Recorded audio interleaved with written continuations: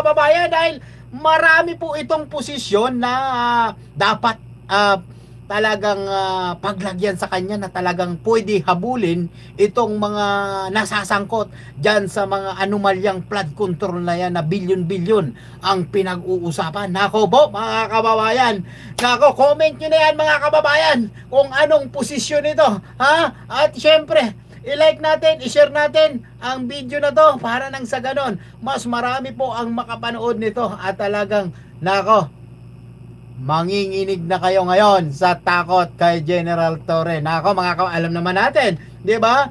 Yung mga inano ni General Torre, dating presidente, Kibuloy, 'di ba? Talagang hindi sinanto ni General Torre pag batas ang pinag-usapan at lumabag ka sa batas, ay talagang no, yan ang pangunahin na ipinapatupad ni General Torre. Nako po, no? Talagang eto, pakinggan natin ha. Mas malinaw mga kababayan, pakinggan natin. No, confirm. Nako po. Ng umaga po, Yusek. Yusek, tungkol po kay General Torre, ano po yung posisyon na sinasabing pwedeng ialok ng Pangulo kay General Torre? Hindi pa po natin maisisiwalat ang detalye patungkol po dito. Pero confirm po na may inaalok pong posisyon.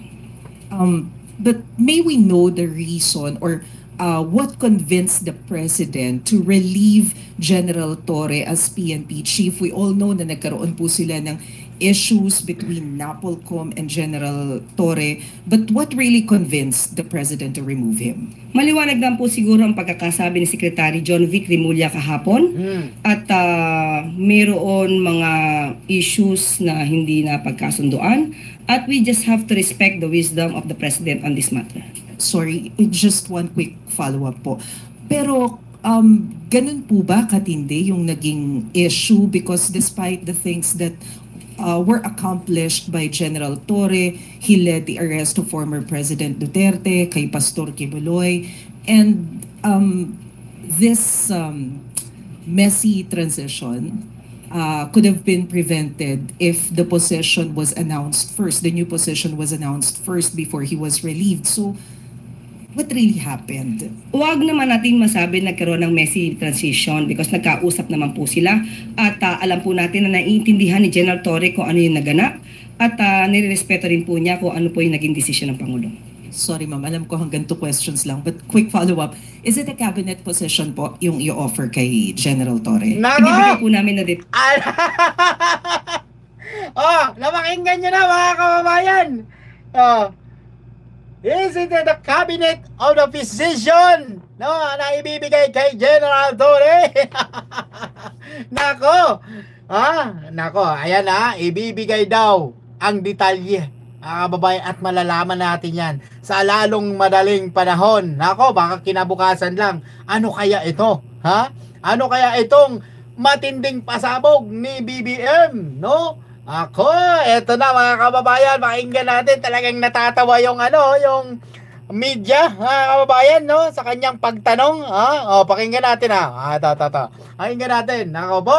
First before he was relieved. So, what really happened? Huwag naman nating masabi nagkaroon ng messy transition because nagkausap naman po sila, at alam po natin na naiintindihan ni General Torre kung ano yung naganap, at nirerespeto rin po niya kung ano po yung naging desisyon ng Pangulo. Sorry ma'am, alam ko hanggang 2 questions lang, but quick follow-up. Is it a cabinet position po yung Pakinggan nyo i-offer kay General Torre? Ibibigay po namin na detalye kapag po naayos na po at nabigay na po ang pagsang-ayon ni General Torre. Nako po, mga kababayan ko! Ang daming papalakpak, ang daming magagalit din na kritiko ni General Torre, dahil nga po ngitin tagumpay si Attorney Claire Castro, mga kababayan ko, no? Dahil nga po sa ibibigay nga po ang sa lalong madaling panahon itong detalye pag nakumpleto na ito, mga kababayan, or nasa ayos na ito, or talagang tinanggap na ni General Torre itong posisyon na ito, mga kababayan. Nako. Isang magarbong palakpakan naman kay General Torre dyan, mga kababayan ko. Talagang nako, nag-iiyakan na panigurado ngayon ang mga kritiko ni General Torre. Nako, abang